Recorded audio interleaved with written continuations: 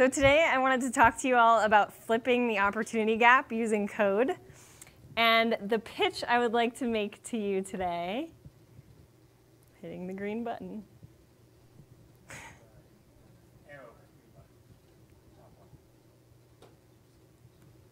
The other green button. Teaching computer science and coding should become part of the missions of the schools that serve our kids.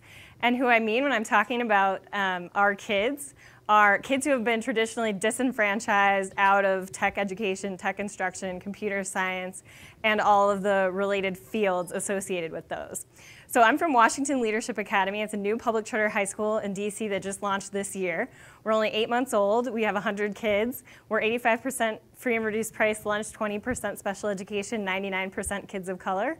This is our basic model, so I won't go through the whole thing, but we provide holistic support for kids, everything from individual therapy to restorative justice to cultivating their power and agency. So we let our students interview our staff hires for the next year. We let our students pitch us on electives that they want to have, and then we actually execute on those, et cetera. And then we provide personalized learning for them in a variety of ways in real-world projects and connections, internships, et cetera, like many of the other things mentioned in the prior presentation. But the big one I want to focus on is the creation and use of technology. So not only do our kids use tech in all their classes, but they also create them. They have a mandatory class for all 4 years of high school in computer science and coding.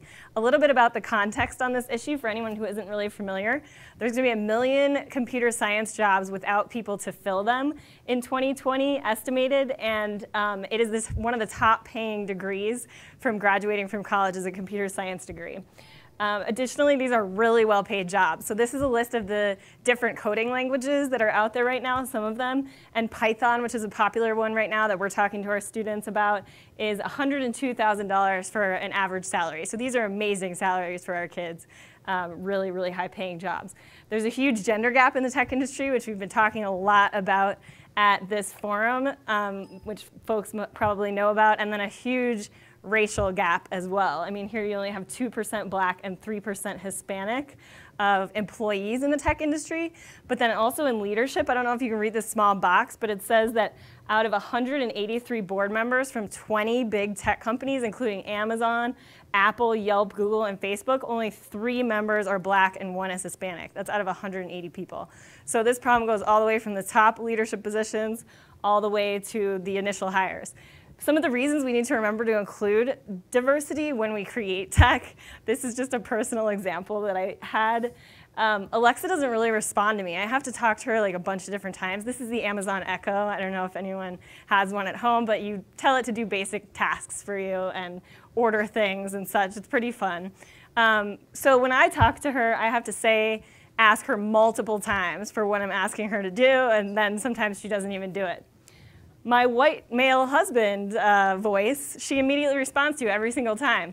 So my hypothesis for why that is the case is probably because it was a lot of white males who developed this technology, and so they didn't think like, oh, we better make sure that a lot of women's voices or people of color's voices or other people's voices, my child's voice doesn't register, you know. So we need to have diverse voices at the table to make sure that the tech actually does the things that we want it to do for everybody included and not just white men.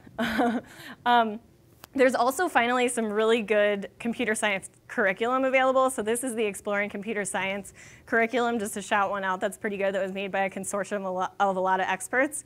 We've also been building on top of this and developing, and that's available openly.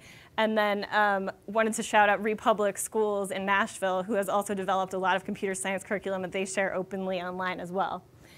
So we took all this data and incorporated our course in computer science, and our hypothesis was that in college, our kids would be able to work alongside college, make some extra money, maybe go into STEM careers if they wanted to, and majors, but really just have this separate great skill in their back pockets. The result is after only 8 months of computer science instruction, 10% of our kids already have external clients. And these are not people that we've connected them with. These are people, literally visitors will come to our school and our kids are like, can I build a website for you? And the visitor's like, absolutely. So they're building websites for people like that. They're building websites for their parents' friends. One of our kids has just launched his own virtual reality production company Now, this really means he just created some business cards that have his name and virtual reality production company on it, but that's a huge start for a 9th grader. Some of our kids are also already building virtual reality applications and repairing our school's IT hardware. We never planned for this at all. This was something that grew out organically because kids were so interested in computer science and coding and learning so much that they took it to the next level and started exploring this and teaching themselves. And then we started an elective that basically just does virtual reality coding. And then the repairing hardware now saves us a bunch of money because we literally don't have to pay contractors to repair our Chromebooks because our kids are repairing them themselves. They watch YouTube videos, fix it, order the parts online for 20 bucks, and we've saved hundreds and hundreds, soon to be thousands of dollars on that. So when it's time for our kids to go to college, their applications are going to have that they've used virtual reality, that they've created virtual reality, they've made mobile applications, they have this whole portfolio of websites that they've created that they can actually show and put into their college applications. And then also tech internships, because people want these skills so much that they will take a 9th grader and actually put them to hard work on coding things for them. So again, we have people come through in our school and they've offered our kids internships on the spot when they see what they can already build after 8 months. So once they have these internships, of course we know what happens then. They'll get recommendation letters and they'll build up more social capital in their networks.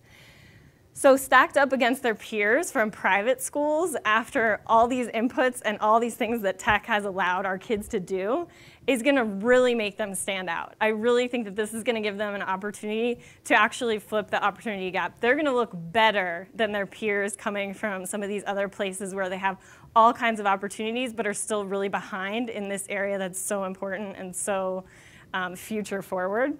So my pitch to everyone is that we should bet really big on this. We should go all in on trying to teach our kids computer science, coding, tech, hardware, and all these things when they're in K through 12, not in replacement of anything else, but in addition to those things as a core subject and a core skill set that we give them, because they take that, run with it, and will be the change agents and leaders that we desperately need right now.